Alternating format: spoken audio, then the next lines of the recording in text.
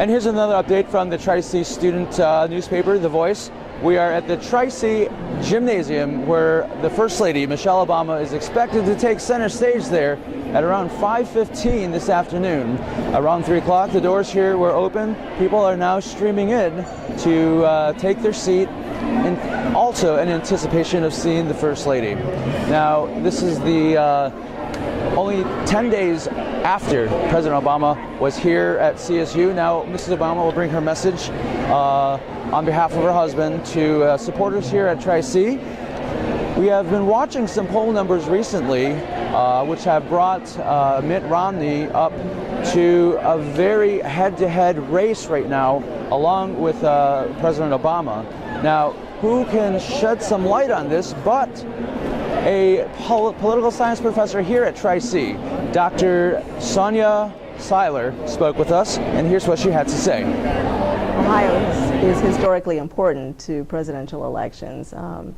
In many of the previous elections, Ohio has decided the race. Part of it is because we have a sizable number of electoral votes. The other part is because we're a swing state. Sometimes we go blue, sometimes we go red, and so the battleground is often fought here in the state. Mm-hmm. Yeah.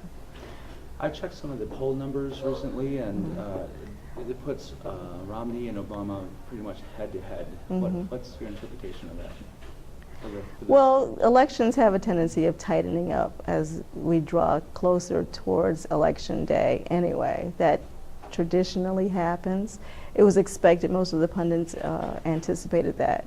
So it's not a surprise to me that that happened. And also with the results of the debates that we've seen for the last few days, that also played a role in the tightening up of the race.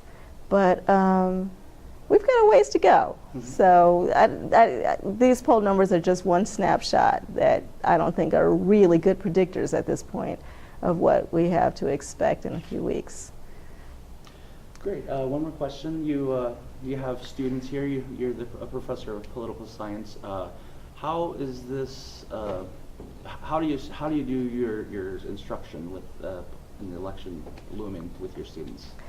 It's an interesting time to teach American government, as we try to stay within the topics of the text, but we often do start talking about policy a lot, and what people can on what basis a person might cast their vote, what each candidate is proposing and what are the differences between the candidates and what are the similarities. A lot of my students have found that they're having a difficult time distinguishing between the policies of both the major candidates. Mm-hmm. But most of my students, I think, are going to be going for Obama. Mm-hmm. I have to ask, yeah. Do you offer extra credit for people voting? I encourage them to vote, but they don't usually get extra credit. Yeah, they get extra credit for talking about their voting experience. I mean, they get credit for their participation in the discussion of voting, which they depend upon their voting experience. That was Dr. Sonia Seiler, political science professor here at the Tri-C Metro campus. Once again, we are here. People are streaming in, taking in their seats. There's going to be a lot of enthusiasm today to greet Mrs. Obama when she arrives here. Reporting in the gymnasium, I'm Bronson Peshlikai for The Voice News.